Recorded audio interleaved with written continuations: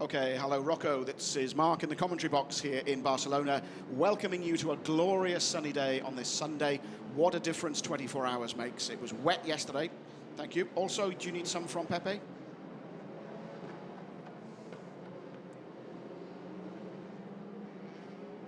you go. Hello.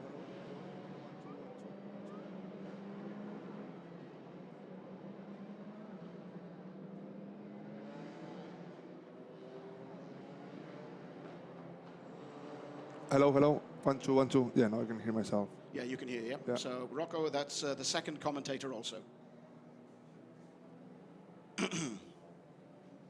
Grazie.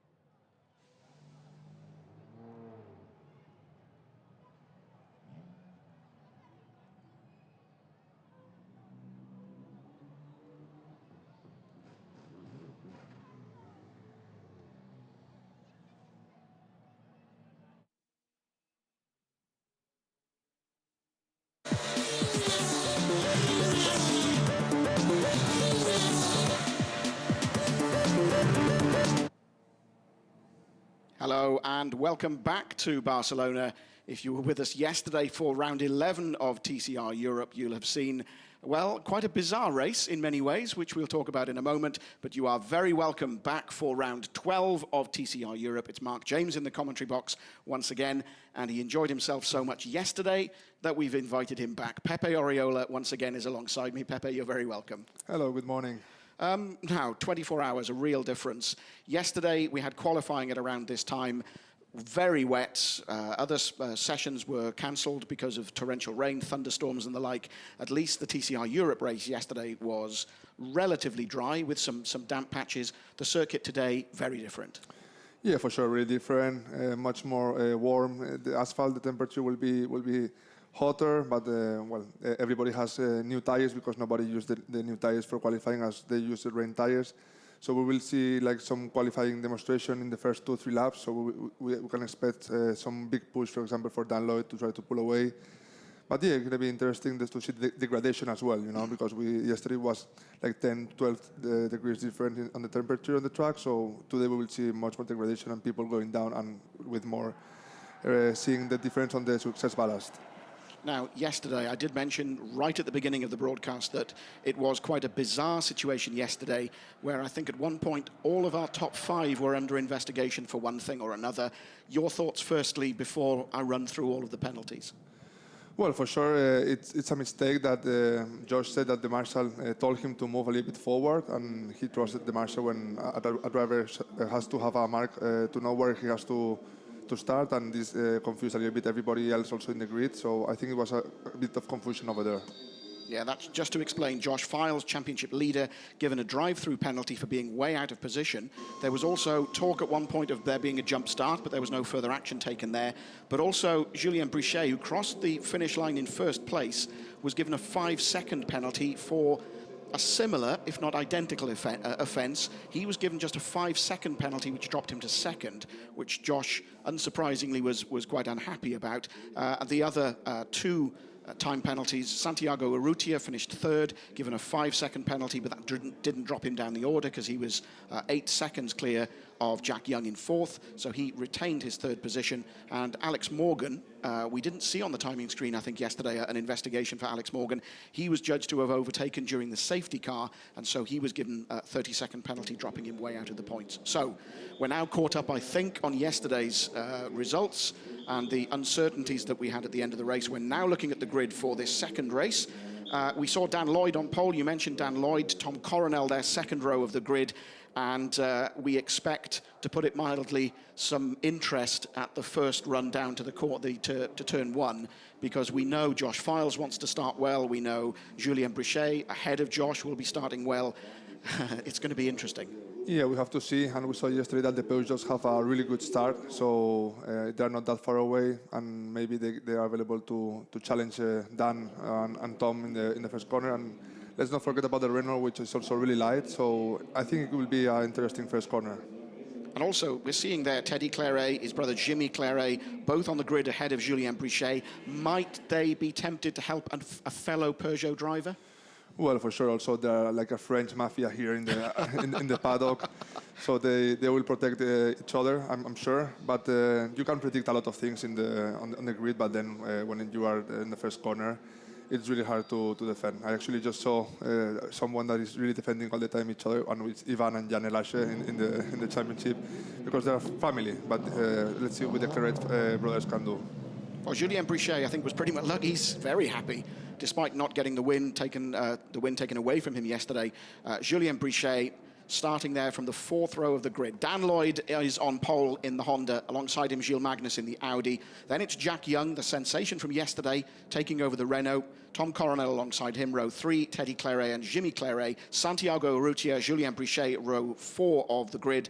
Row 5 is Josh Files and Andreas Beckmann, the repeat of our front row yesterday. Then it's Dominic Baumann, Luca Engstler, Nelson Ponciatici, Alex Morgan, Maxime Potti, Jessica Beckmann, Andreas' sister, Francisco Mora, who's competing here in TCR Iberico this weekend, Aurelien Comte, Schultz Sabo, Luca Filippi, Gianni Morbidelli, Matteo Homola, Ollie Kangas had an incident in race 1 yesterday, Nathan Biel in the M Racing Hyundai. Big grid here, 35 entries. John Filippi in the Cupra, Maribo Coppens retired on the formation lap yesterday, Tamas Tenka, Igor Davidovsky, and then it comes down to the TCR Iberico cars. Leonov, we need to mention, he had an incident yesterday, the team having to rebuild the car overnight, and in fact I think the engine change only started at about 6 o'clock this morning, so some very tired mechanics. And Evgeny Leonov is in the car that Mikel Azcona took to the TCR Europe title last year here, in fact, at Barcelona. And Miguel is here as a driver coach. Now, that's the position of the points. We'll run through them in a moment. Josh, to win the title here in Barcelona, which is now looking less likely than it did yesterday, has to leave here with a gap of 86 points or more, because 85 will be on offer at the final round in Monza in 3 weeks' time, 40 for each race victory and 5 for pole position. He's currently 54 ahead of Brichet, 70 ahead of Andreas Beckmann, 75 ahead of Santiago Urrutia.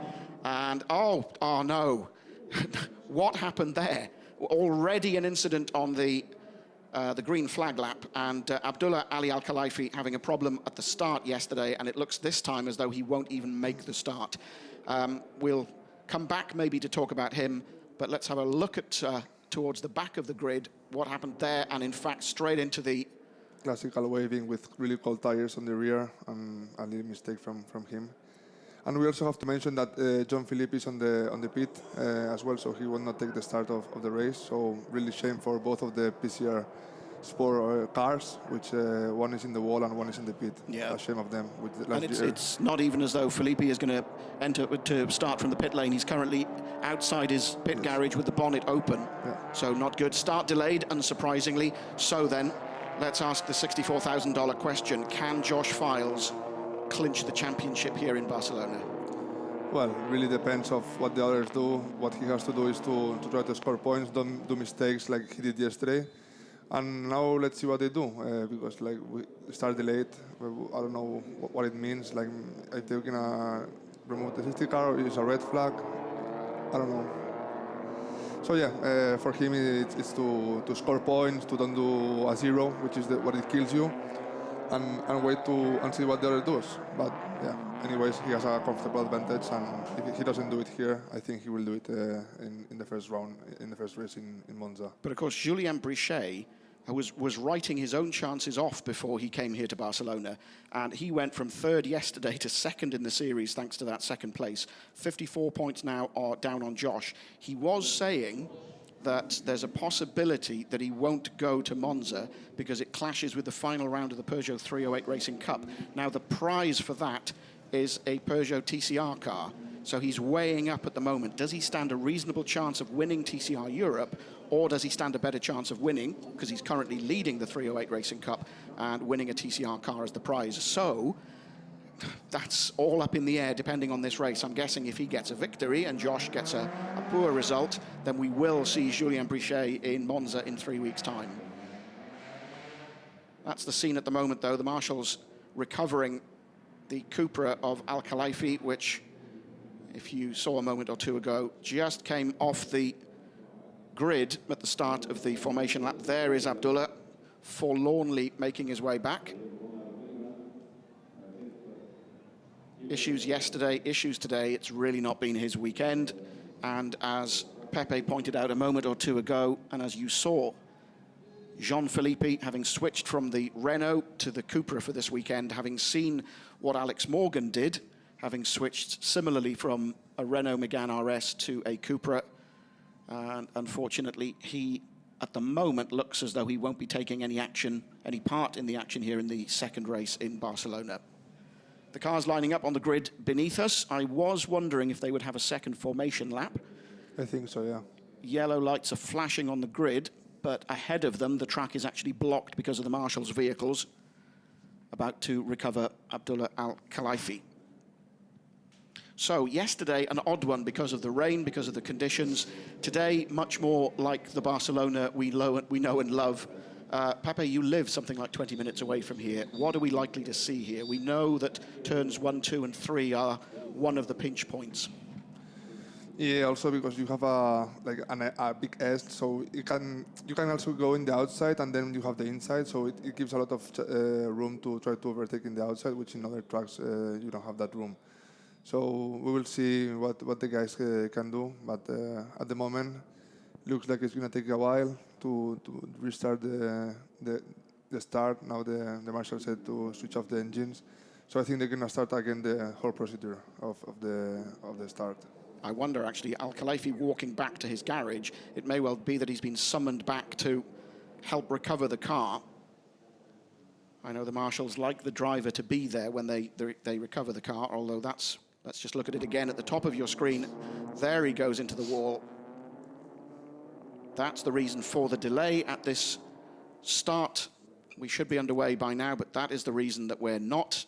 Abdullah Ali Al-Khelaifi, his Cupra ending up in the wall and having to be recovered. So a delay to the start of this 12th round of TCR Europe. And let me just run through the points for you. Josh Files, 258, leading the championship.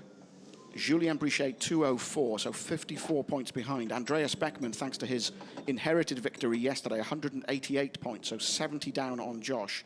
Santiago Urrutia, 183, so 75 down. Luca Engstler, second, down to fifth in just one race because of his 0 points yesterday. 176 for him, so 82 behind Josh. And Matto Homola, 173 currently, 85 down. And that's as far as I've gone. Our champion, our TCR Europe champion, will be one of those five, I would suspect. And as I mentioned earlier, 85 points is what's on offer in Monza in 3 weeks' time. And so to secure it here with 2 races left, Josh Files needs to be 86 points clear. All very mathematical, but we'll see what this 23 minutes plus 1 lap race delivers. Well, Al-Khelaifi's car just being cleared, I think, Pepe. Yeah, about. Well, I just wanted to mention that Hyundai also won the TCR Australia this morning, so it's already another title for them, and probably they will also win the championship here in Europe and in Germany. So they're doing a fantastic job, all the Hyundai Motorsport guys, and probably they will also do it in WTCR. So it's an amazing year for the whole customer racing. And you know, I watched TC America last night as part of the service that we do of bringing race reports on the TCR portals. Applause for the marshals for doing their work. But I watched TC America then this morning. My colleague watched the 2 TCR Australia races that took place this morning. And Will Brown taking the inaugural TCR Australia title with 3 races still remaining. So congratulations to him. They're probably not still awake, although you never know with the Australians, but congratulations to him. So another TCR title decided this weekend. Will we see yet another decided in the next half an hour or so? Al-Khelaifi's car now cleared away from the grid, so we should have 5 minutes now. 5-minute board, yep. So effectively it now resets, doesn't it? So that's the starting procedure. Yeah. Such a shame for the guys of PCR, also for John Filippi, that he switched from Renault to Cupra, which was the car who was running last year in WTCR in the campus racing. So such a shame to be to not be available to start the race too. It looks like a drive shot problem from here. Yeah. It's also interesting that both the drivers that were running the Renaults at the beginning of the year have now switched to Cupras, both saying that the Renault needed development work.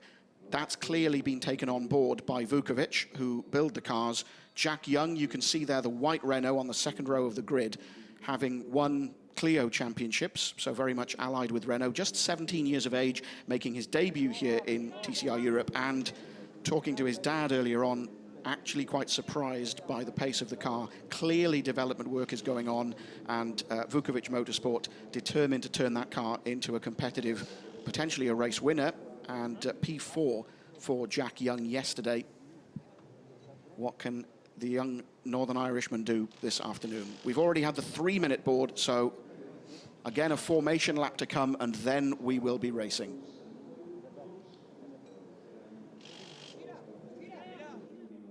Al-Khelaifi explaining to the team what happened. Is it fair to say a rookie mistake, or can that happen to anyone? It can happen to anyone, actually, because like when you, you have to have the experience to go step by step, because also here in Barcelona, the main straight is on the shuttle, so it keeps your tires really cold. So you have to wait at least 2-3 corners to start to wave heavily. So yeah, we could say that is a rookie mistake, but he never been here and he doesn't have much experience, so it can happen to everybody. Yeah. Okay, we've had the 1 minute board then. So 15 seconds. The marshals will now clear away before Dan Lloyd will lead the field away. John Filippi's bonnet is down at least, but still work going on. And will that car start from the pit lane, I wonder? Again, frustration for him, disappointment for the PCR Sport team. So Dan Lloyd, then our pole sitter, the surprise race winner last time out 7 weeks ago in Oschersleben, inherited the victory then, you'll recall, in race 1.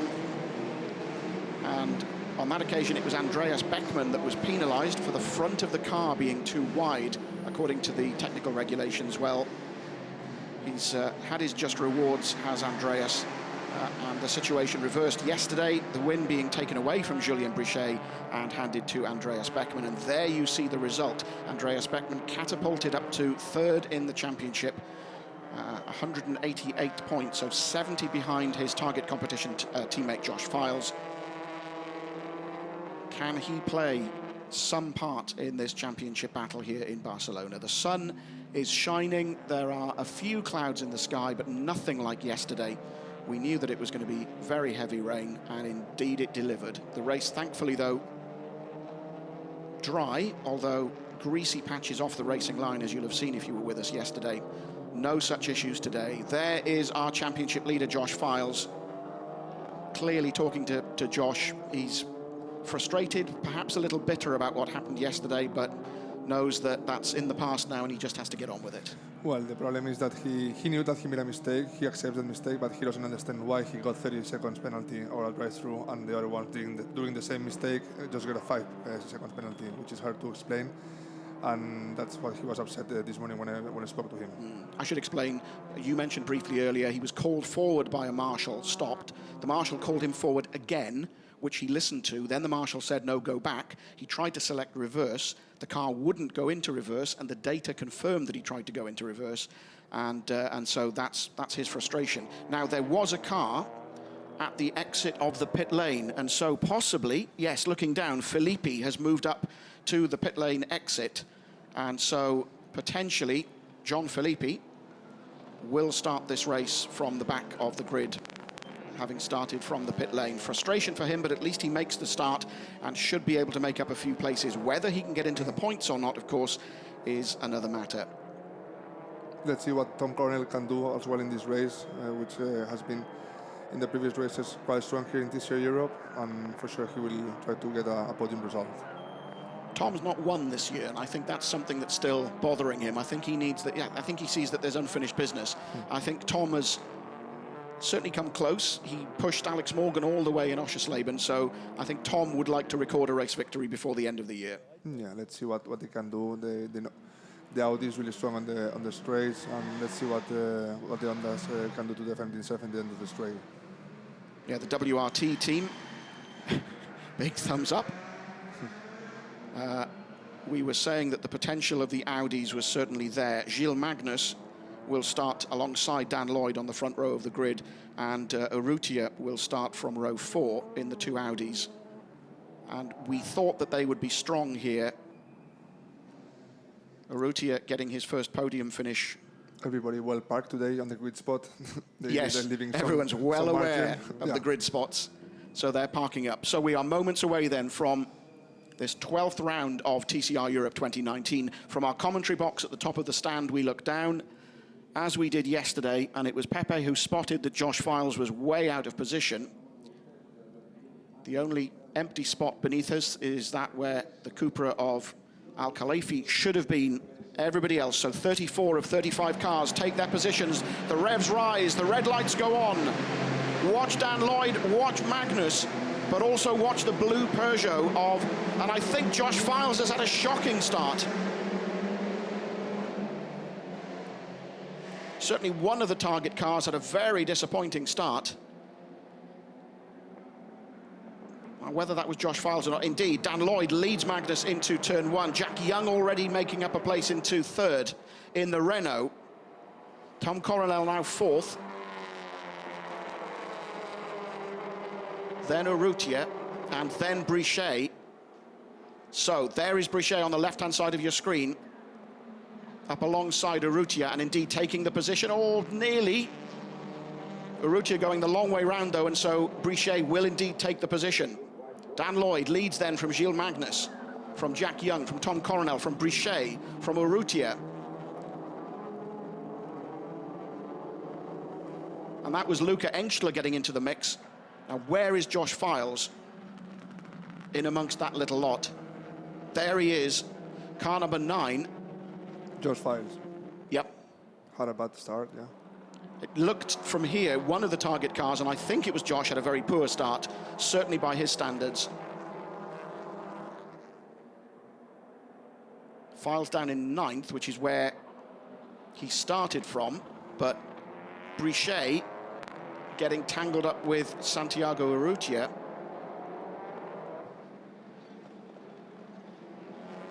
Files having moved up a place, but he's still behind Luca Engstler. And Gilles Colombani, who you'll remember yesterday had all sorts of issues on the formation lap and then pulled over during the race, having got going again. Now, are we going to see a safety car while he is recovered? I hope not. We could do with a clean race, couldn't we? No, another car, so yeah. And probably. also one of the Iberico cars has pulled up. So I think we're likely to see a safety car intervention here.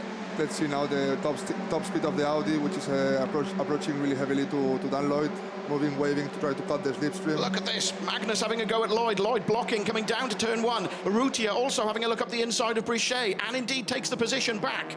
So both the Audis getting involved. Magnus doesn't take the position. Jack Young tucked in behind. There is Coronel. Urrutia then having got past Brichet. Behind is Engstler, then Files. Really good from Dan, waving on the straight, trying to cut the toe to then help him on the straight. And indeed, safety car is coming out. Yeah. No surprise. Frustration, though, we could have done with no real interruption like this.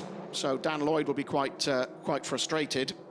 Well, Dan Lloyd for sure is happy because he was on the attack of Magnus. And seeing now on the screen the top speed of the Audi, 236 against the 228 of the Honda, so he will have a tough race defending from the Audi for sure. Yeah, Gustavo Moura it is, the Portuguese driver in the Audi RS3 LMS. And potentially 2 cars to be recovered. Gilles Colombani you saw in the Peugeot. So we have a safety car, frustratingly, just as we did yesterday, while these cars are recovered. Should not take longer though.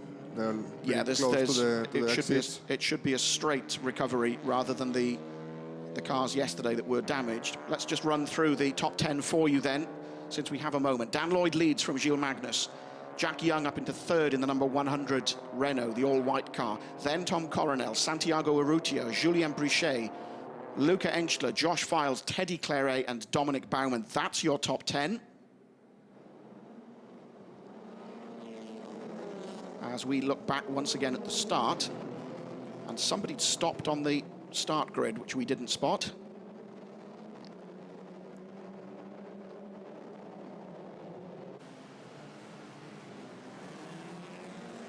Yeah, whoever that was.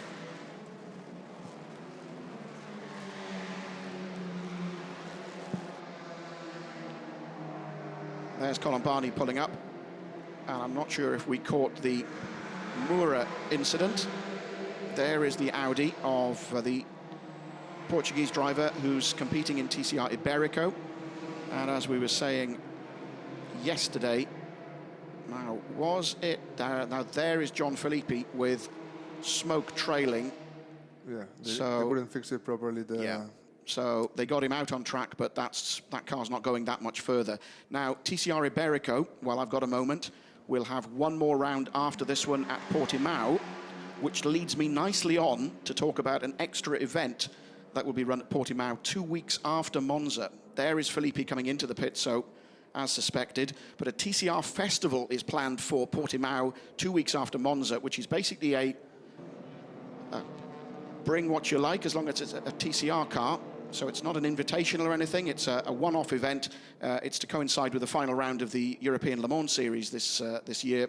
And I think the plan is, talking to Paulo Ferreira, who's the promoter, also the promoter, of course, of TCR Europe, he was saying that the plan is to make it a regular festival for TCR cars that'll round off the season every year, potentially in different racing circuits that don't see TCR championships like TCR Europe. So it'll be relatively unfamiliar to most of the drivers. So this year's in Portimao, and I know he's already had some interest from what he was telling me, but watch for more information about the TCR Festival as the time draws closer. So 3 weeks from today, we are in Monza for the final round of TCR Europe, and then 2 weeks after that, it'll be this TCR Festival in Portimao.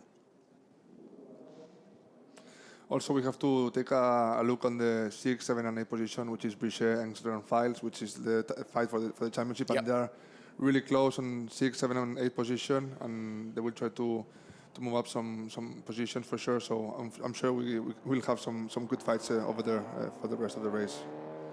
Let's tempt fate, shall we? 6th place is good for 21 points. 7th is good for 18. 8th is good for 15. So if things stay as they are, Bichet could potentially take 6 more points away from Josh Files. That's not going to be enough for him, though. He's going to want to take a shed load more points from our series leader. Another repair going on to John Filippi's car. That's not been the best of debuts for him. And that's the car that was driven by David Kajaya for much of the season. And I've got no confirmation of this, but talking to David and his wife at Oschersleben, they were saying that it looked as though budget issues would probably force David to miss the final 2 events of the season. And so I know they're probably watching this. Guys, we're sorry that you're not here. Fingers crossed we can see you back next year, together with the likes of Stian Paulsen, who I know watches these streams. And fingers crossed we'll see Stian back. If not at Monza, then next year. Safety car still out on track then, as Dan Lloyd leads the pack through.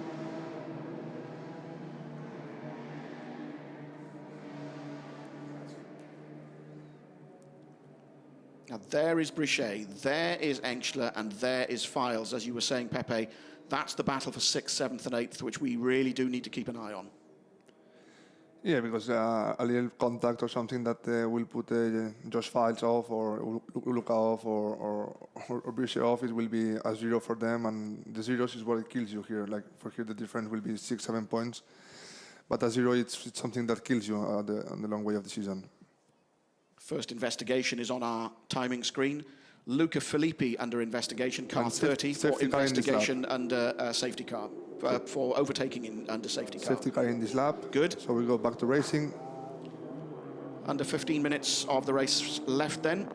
So slightly frustrating, to put it mildly, that yet again we've had a safety car interruption, but we will be racing again at the end of this lap. As John Filippi, you can sense the frustration, the shoulders dropped, looking at the front left corner of the car, and the Cupra going no further. Lights are still on the safety car, though. They will be coming off as the cars head down towards turn 10. Luca Filippi, 30 seconds for overtaking under safety car. Yeah, car 30. Yeah. Car 30. Drive and 2. He's had a drive-through. Yeah. So car 30, Luca Filippi, will be getting a drive-through penalty for overtaking under the safety car. So a nice quick decision, a quick penalty, rather than, as we saw yesterday, so many penalties having to go to the stewards after the race. Lights off now from the safety car, so now Dan Lloyd is one who's going to put the pace, probably slow down the whole pack, and try to pull away to defend himself on the end of the straight. And he's already gone early. Yeah, we can see him across from our position at the top of the grandstand. In fact, he's in the danger of catching the safety car if he's not careful. No, he will be okay, but yeah, he was early. He went very early, yeah. And I'm not sure if he caught Gilles Magnus napping slightly. There is the safety car heading for the pit lane entry. It's going to be tight, but I think, yes, the safety car out of the way really as they come through turns 15 and 16 and head for the green flag, which means we will be racing once again. They pass underneath us, and so we are underway once again here in Barcelona. Dan Lloyd leads from Gilles Magnus, Jack Young third, Tom Coronel fourth, Santiago Urrutia fifth. Then it's Bichet, Engstler and Files. Teddy Claret is ninth. Then it's Dominic Baumann, Andreas Beckmann 11th, Jimmy Claret 12th, and And underneath us, Luca Filippi, takes his drive-through penalty. And the remainder of the point-scoring positions, Maxime Potti in 13th, Nelson Ponciatici in 14th, and Aurélien Comte in the Peugeot 15th. We're seeing Josh just having a little look up the inside of Luca Engstler. And there comes Luca Filippi. He's done his drive-through nice and early. And just as we were panning away from that, that was Josh Files taking another look up the inside of Luca Engstler. And Luca defending from Josh, allowing a slight gap then to build between himself and Julien Brichet. That's the battle going on at the bottom end of the top 15 of the points, down to 15th place, remember.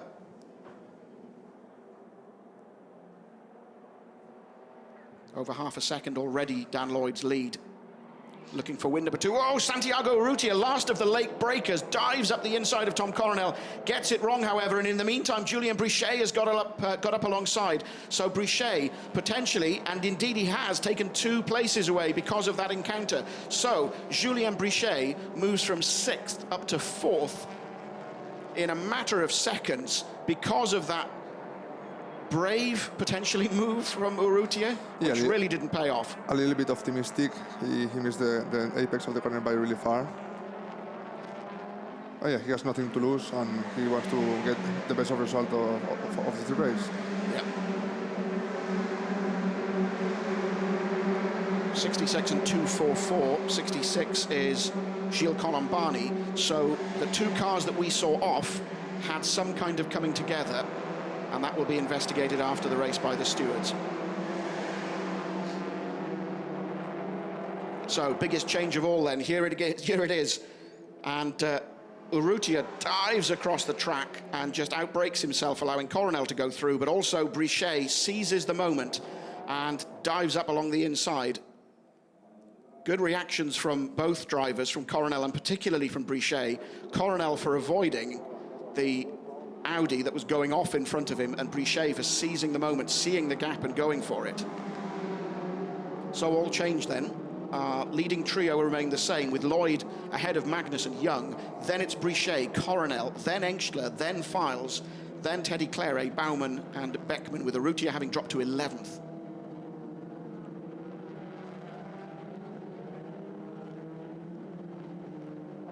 Yeah, let's see now what Dan Lloyd can do to defend from the Audi, if he can keep the lead of the race, which looks that he's doing it so far, but not really pulling away.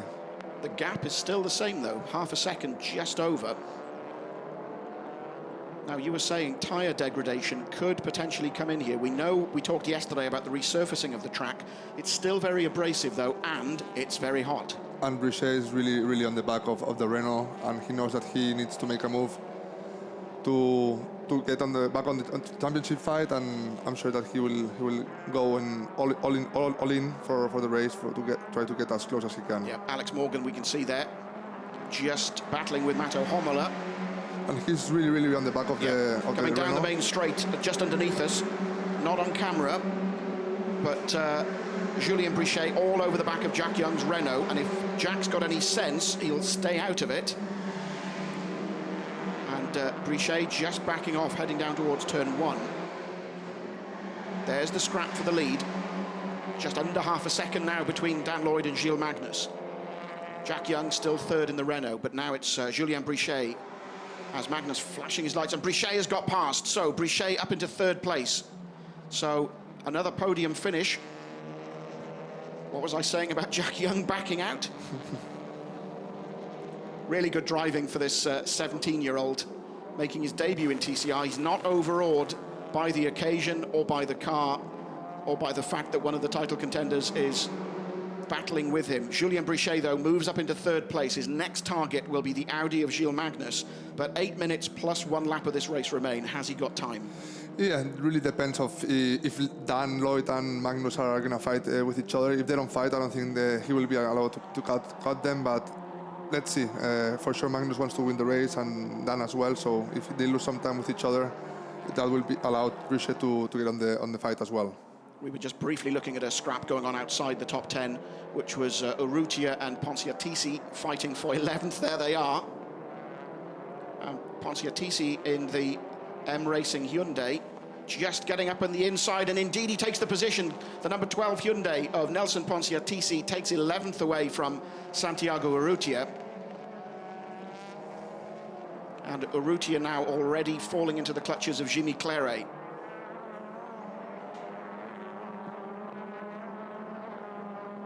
Gilles Magnus has set the quickest lap of the race on lap 5, a 1:56.429.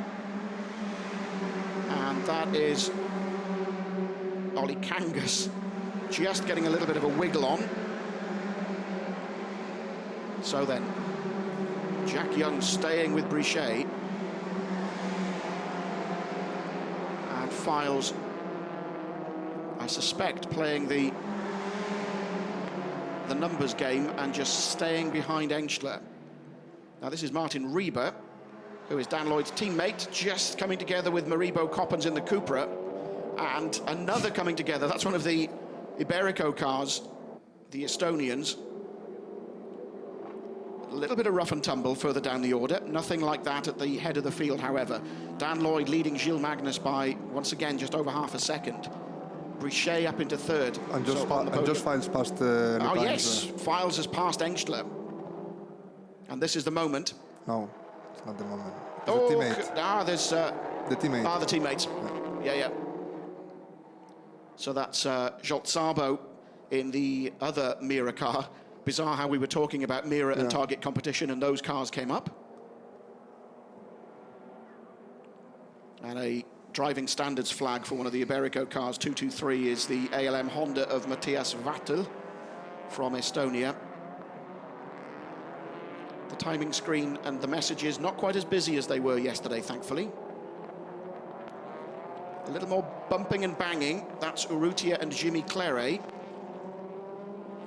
And Urrutia's teammate, Maxime Potti, not really in a position to help his teammate, his colleague. The two WRT cars, the Audi and the Volkswagen, in the points, but outside the top 10 at the moment.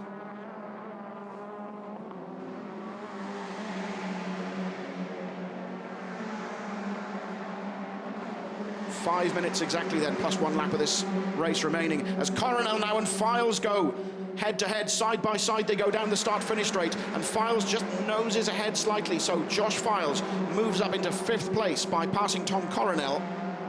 Engstler behind Coronel now, so Files doing what he needed to do, just after me saying he's probably settling for the numbers game.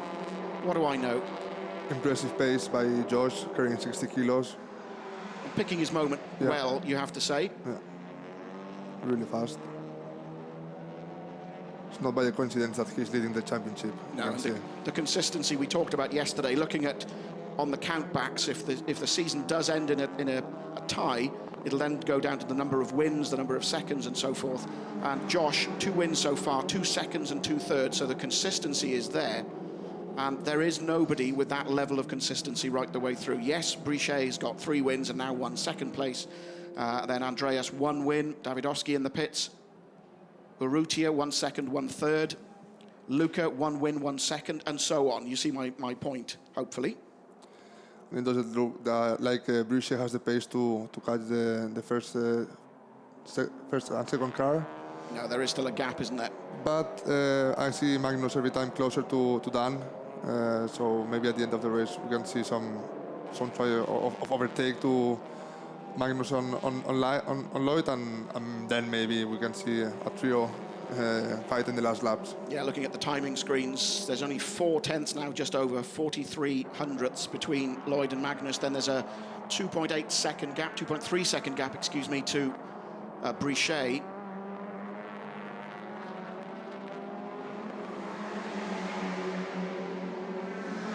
So our top 10 then, with just over 3 minutes plus 1 lap of this race remaining. Dan Lloyd leads from Gilles Magnus, Julien Brichet 3rd, Jack Young 4th, Josh Files 5th, then Tom Coronel, Luca Engstler, Teddy Claret, Dominic Baumann, and Andreas Beckmann rounding off the top 10. Oh, that was always going to look like some kind of coming together. And that's Andreas scrapping. Or is it Baumann that's scrapping with Luca Engstler? It's one of the target cars.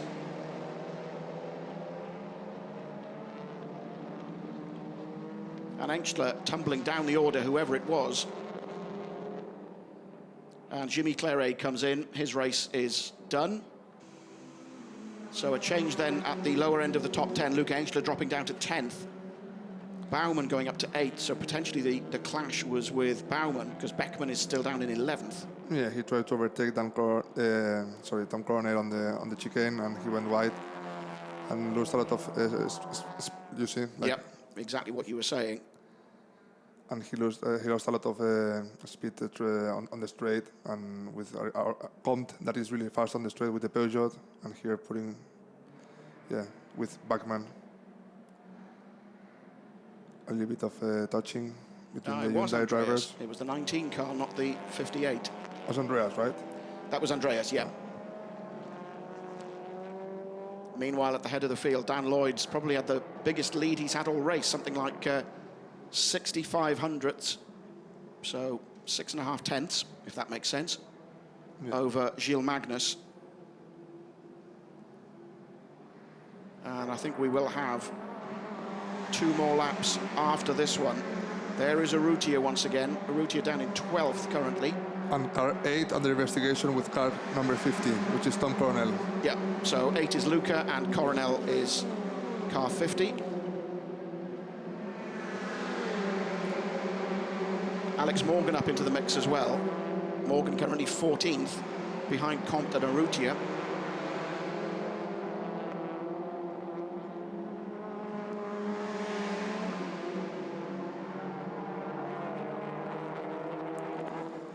Big discussion I was party to yesterday between Josh Files and Mikael Azcona as one of the M Sport cars runs wide. And Josh asking Miguel what kind of line does he take through turns 1 and 2. So this bizarre conversation about, so which is quicker then, the way I do it or the way you do it? No racing driver is going to admit that they're going to do anything badly. So that was an interesting conversation to be party of. The clock ticking down though. It will hit 0 very shortly. The next time our leader crosses the start-finish line will be the start of the final lap. Dan Lloyd then, nearly 7 tenths ahead of Gilles Magnus. We are looking at the battle for 6th then. There is our race leader, and indeed Magnus has closed right up. And in fact, since they last crossed a timing beam, they've just crossed another, and that gap now has come down to just over 3 tenths. Yeah, so Magnus attacking. The Honda is really strong on the last sector, so it takes like 3-4 meters away from Magnus, and it's and we see a big crashing in the chicane with the cars of Luca, Bachmann, Panciatici.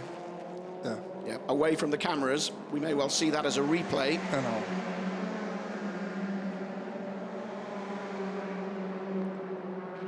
So the leaders are on the final lap. A big war here. Yes. Now who pulled up? Was that Luca pulling up? No, I think it's a teammate. Okay. So there's confirmation of the gap between Lloyd and Magnus. Final lap. Yep, lights to flag victory potentially for Dan Lloyd here. Lloyd leads Magnus, then it's Brichet, Young, Files, Coronel, Teddy Claret, Panciatici, Baumann and Beckman. That's your top 10. And indeed, that's what you were saying. It's Luke Engster's teammate, Zsolt Szabo, the young Hungarian driver heading into the pits.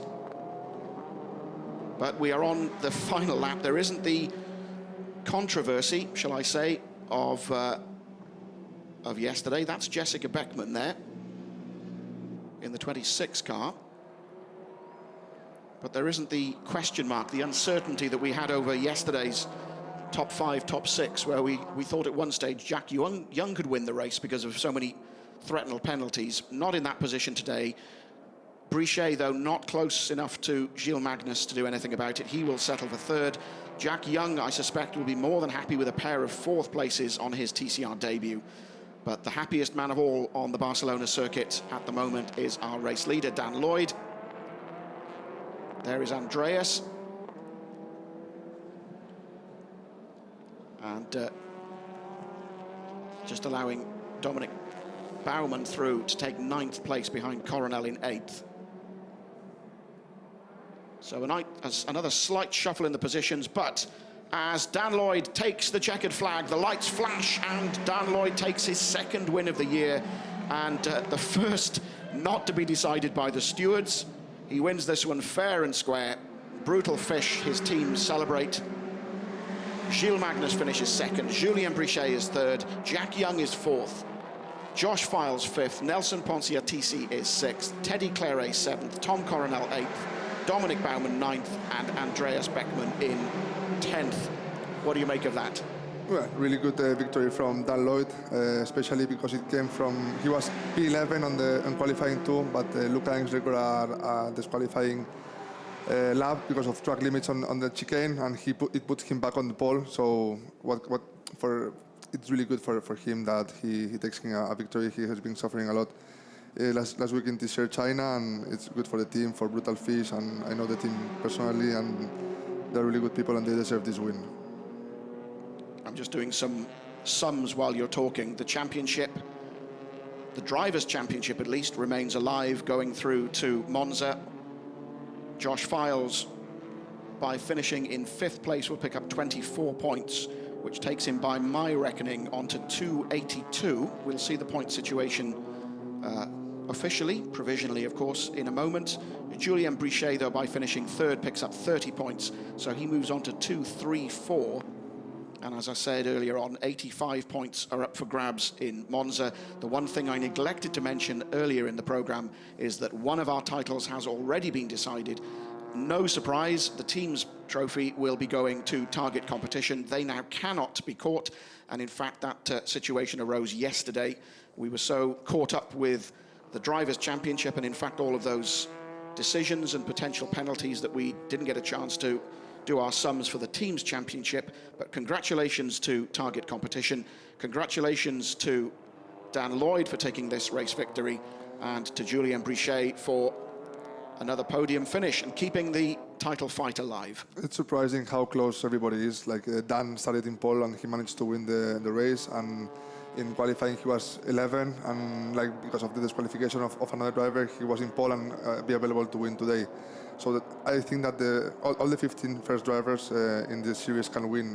It's just a matter of how you get the time and like if you manage to put a perfect lap in qualifying. So this is amazing about this series, that the BOPs, some people is disgusting and like saying disgusting like, yo, it's too much or it's not. But at the end we see a lot of like 5 cars from different manufacturers in the top 10, you know. So it's really good to have this kind of series and that everybody is more or less the same and everybody can win. There are the drivers' points positions. I was right, 282 for Files, 234 for Brichet. Andreas now 199, so just about still in the title fight. Ponciatici 4th with 194. But while you've been talking, several lines of investigation have come up on the timing screen. The incident between Jessica Joltsabo and Mato Homola at turn 15 is under investigation, and 5 and 45. 5 is Alex Morgan, 45 is Gianni Morbidelli, which we didn't see. That's under investigation as well. But meanwhile, our top 3 are pulling into the Mini Parc Fermé under the podium, and there is our race winner. Dan Lloyd will be delighted as he comes out of the car, and we will see Dan punching the air, I'm sure. And a happy man, last year's TCR UK champion, Dan Lloyd, having raced in China. You'll have seen him in your part of the world where you were competing this year. Yeah, actually, we were racing together because TCR Asia and TCR China are doing in the same weekend. We actually race at the same time. Yep. So we share a lot of times in the airports and planes, and I have a really good relationship with him. I'm really happy for him that he can show his pace, his real pace here in TCR Europe and like winning the races. So yeah, really happy for him and for his team, that is a really family team, and Martin, his team boss, is like Lucy. Like There he is. they're really close, and I had dinner with them on Tuesday. So yeah, happy for them and for the team. You can see how much it means, can't you? Martin Rieber on the right of your screen. Dan Lloyd, there he is, helmet off, posing for a picture. Yeah, amazing to see those two guys together here.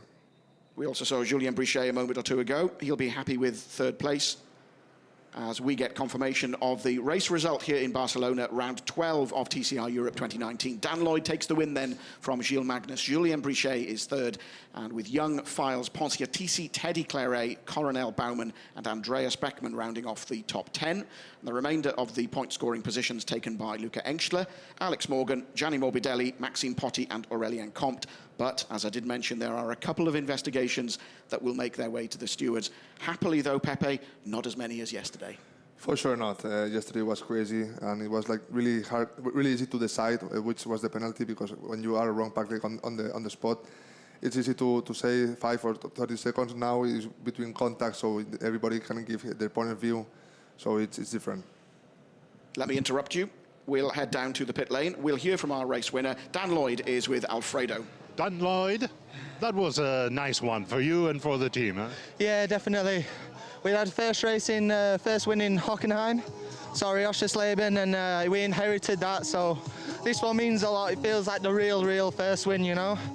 And the car was amazing, but we were just struggling on straight line speed, as you saw, so compared to the Audi down the straight, I had to do everything I could, every lap just to get a gap, but it paid off, so yeah, over the moon.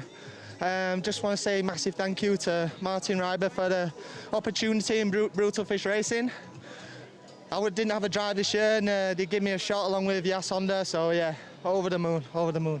Well done, enjoy the moment. Thank you, cheers. You can see, and indeed you could hear how much that means to Dan. Uncertainty over his program for the year, and his, as you were saying a moment or so ago, Pepe, his TCR China program in the Mac Pro team, combined with TCR Europe in the Brutal Fish team.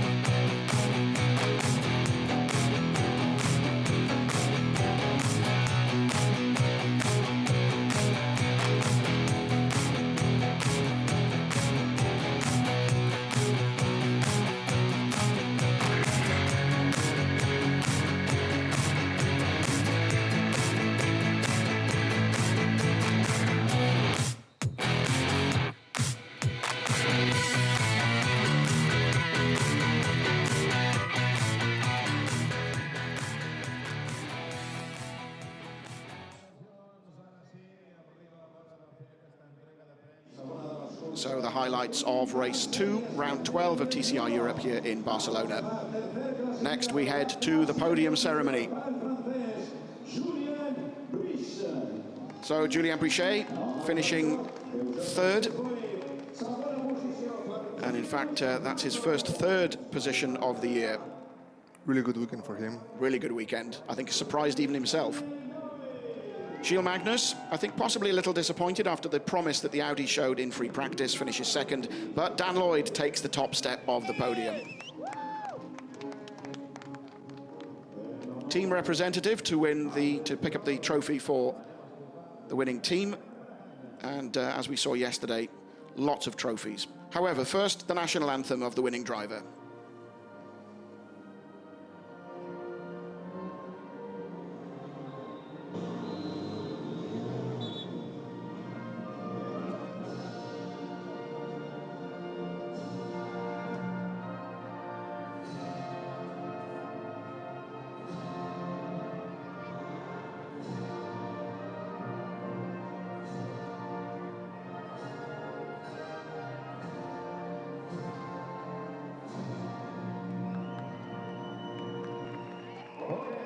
And we've heard God Save the Queen several times this year already.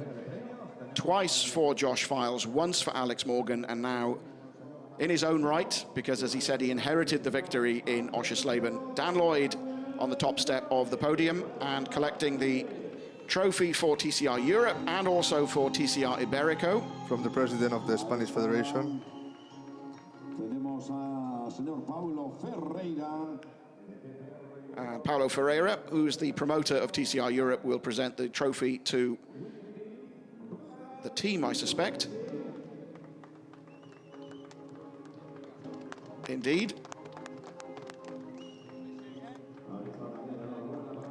That was Dan's dad, I think, in the sunglasses.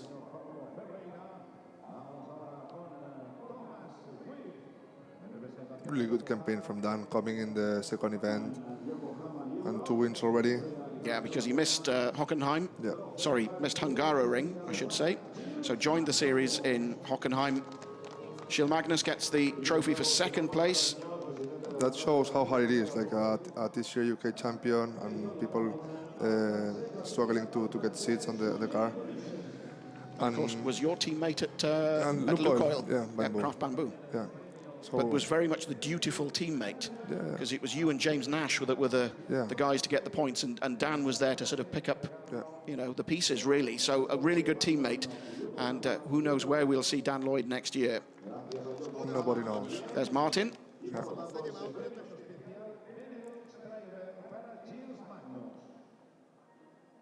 And I think Gilles also picking up the Benelux trophy as the highest placed Benelux competitor. 3 trophies. The hand luggage will be heavy going back tonight. There is the photograph. There just remains the champagne on the podium from Barcelona, and that will wrap up our penultimate race weekend of TCR Europe 2019. There goes the Pommery. The team representative wondering, now I know why everybody else runs off the podium when the champagne comes out.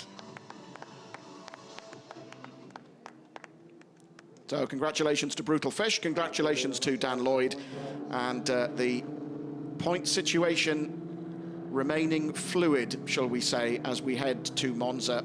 48 points the gap between Files and Brichet, 83 between Beckman and Files, 88 between Ponciatici and Files, and so with only 85 up for grabs, only 3 drivers can now possibly be TCR Europe champion, and we will decide all of that in 3 weeks' time at the legendary Cathedral of Speed in Monza. Pepe.